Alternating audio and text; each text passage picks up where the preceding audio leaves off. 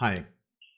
Almost every other IoT tutorial or any IoT related videos that you might have seen will demonstrate you a very simple system where you pick up a device like Raspberry Pi Pico or any Wi-Fi enabled device like ESP32 or Arduino Wi-Fi.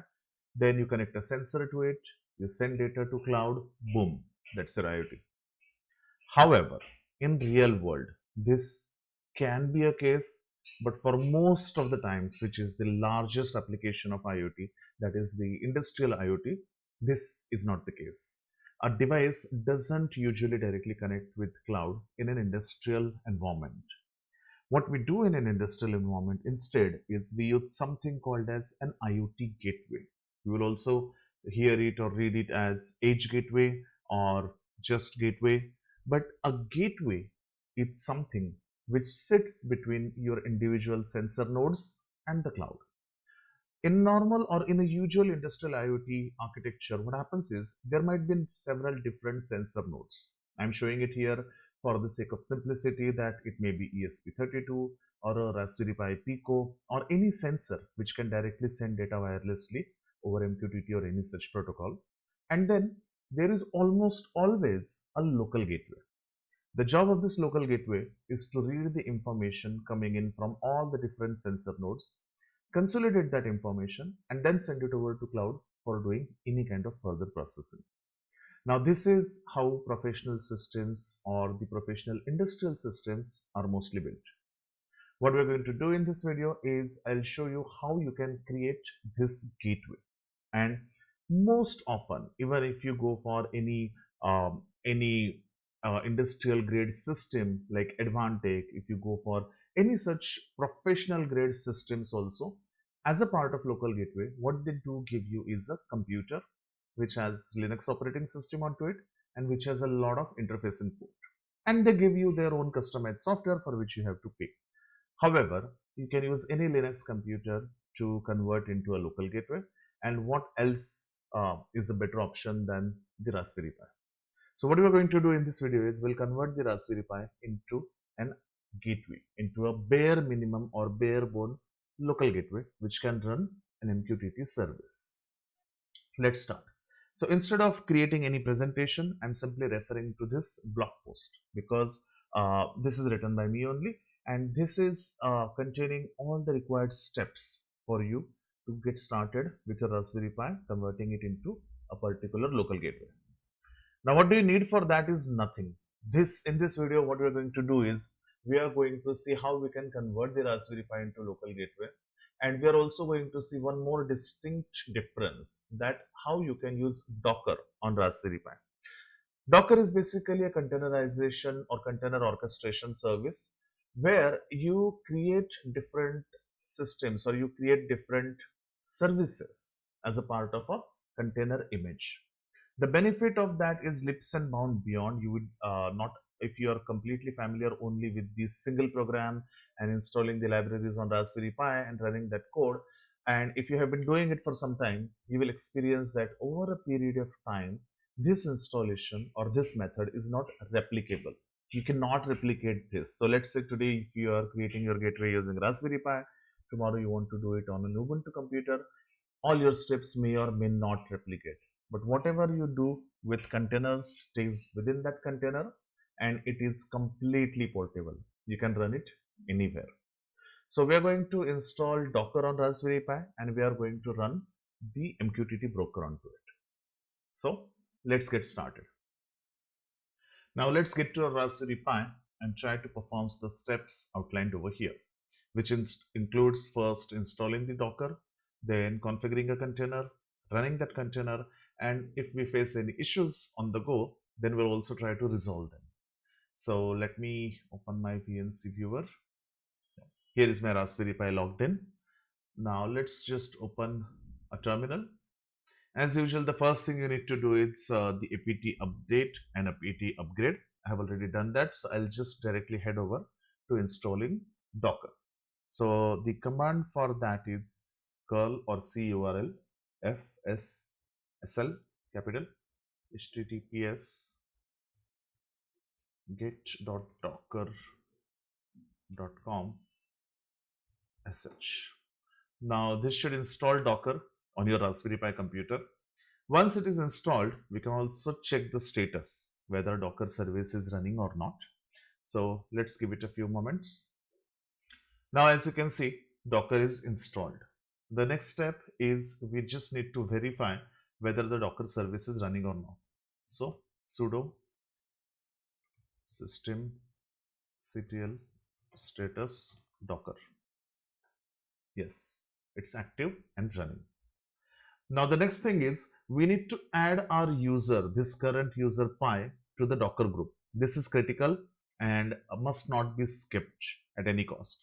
Because of, if you don't do this, then your Docker commands or your Docker scripts that we're going to use may not work properly. So let's do that. Sudo usermod ag docker and $user. You can enter your username or $user will do the same thing. Okay, no difference here, no change. At this point, it is critical that you reboot your Raspberry Pi, because if you don't reboot, then the settings won't be reflected. So let me reboot the system. Now, as you can see, Raspberry Pi has been rebooted. So let's open the terminal again. And now the very first thing we need to do is simply check whether the Docker permissions are set properly or not. So when you do groups, you must see Docker over here somewhere. Okay, it means the permissions was done. Also, we can check the Docker with ps command whether it's running or not. So yes, it's not showing any error. Currently, it's not showing any containers running because we haven't done any. But this command shouldn't give you any errors. If there are any errors, it means the Docker is not properly installed. Now, the next thing we need to do is we need to create a project folder, a specific directory where we save this project. Now, what you can do is you can simply go to File Manager and you can create any kind of folder you want.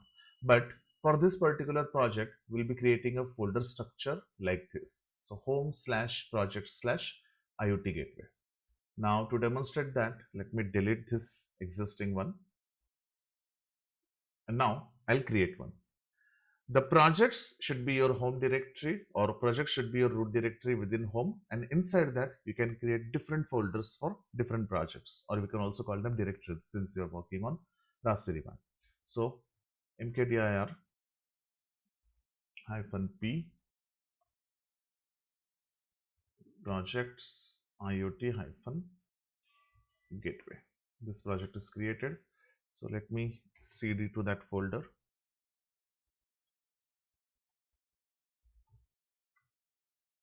Cd.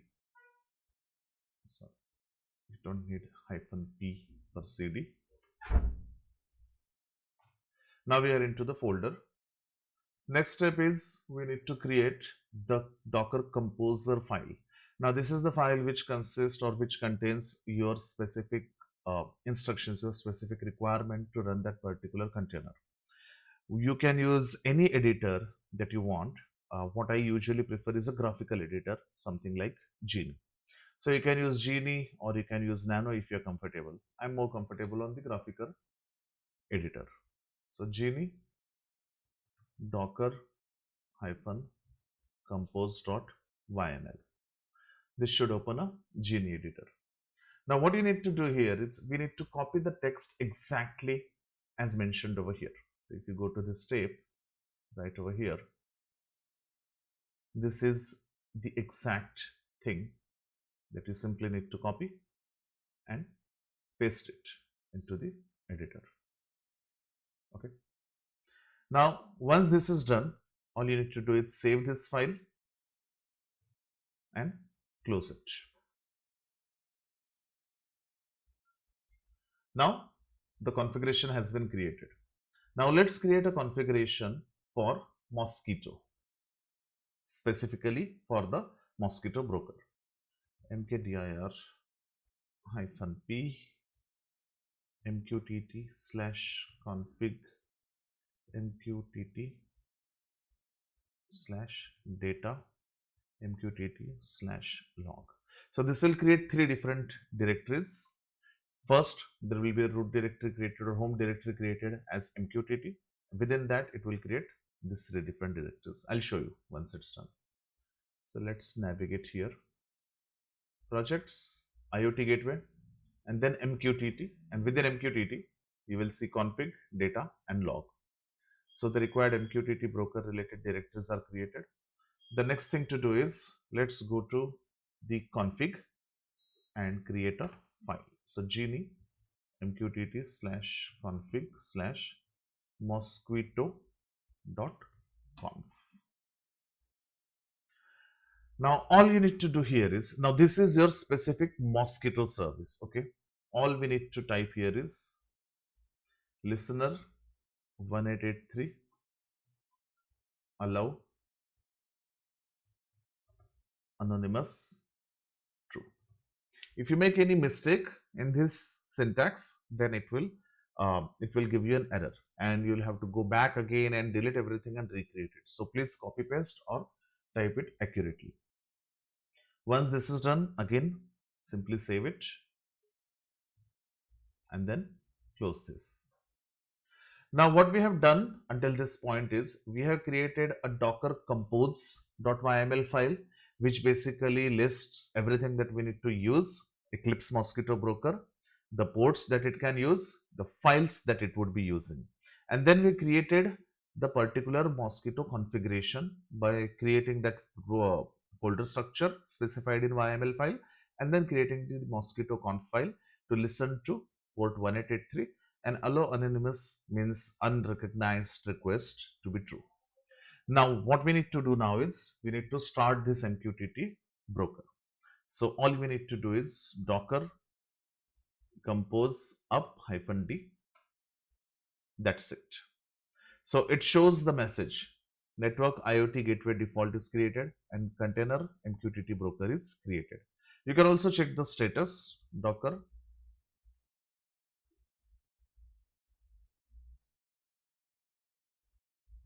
ps and it will show that particular container running. Now whatever was required to set up this particular container is now done. All now we need to do is we simply need to create test this MQTT broker. How do we test the MQTT broker? One, by publishing something to it, and one is by listening to it. Now you can close this window completely, or I'll just keep it open and I'll open two more terminal instances. One to publish, one to subscribe. So let's first write down the command to test the particular publish and subscribe. So let's just type. Now to do that again, if the service is running or not, in order to do that, in order to test that, we need to have the Mosquito client installed. Now this is not mandatory in a project, but this is purely to test the sending and receiving from terminal. So let's install a client, sudo apt install mosquito clients y. It's already there. So sorry. Now let's just use this terminal to subscribe. So mosquito underscore sub -h localhost -t test /topic. You can as very well mention it like test topic 1 or t1 or whatever you want to call it. Okay, enter. Now this terminal window is into the listening mode. It will always keep listening if something is published to the broker. And here let's try to publish something. Mosquito underscore pub -h localhost -t test topic.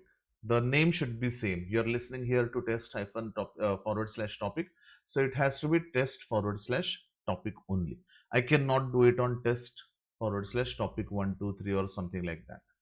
And then whatever message you want to put here, you can put it after this -m. MQTT test successful. That's my message. So once I hit enter on this terminal, this message should appear over here because we have subscribed here. This is purely for testing. This is not mandatory in an end project. What it's showing you is there is an MQTT broker which is running in the background, for which we have not run any commands. Even if you restart the Raspberry Pi, it will keep running. So this is the test of this MQTT broker service. Now, in the same using the same broker, you can create a particular Python program to receive topics or to receive messages like this.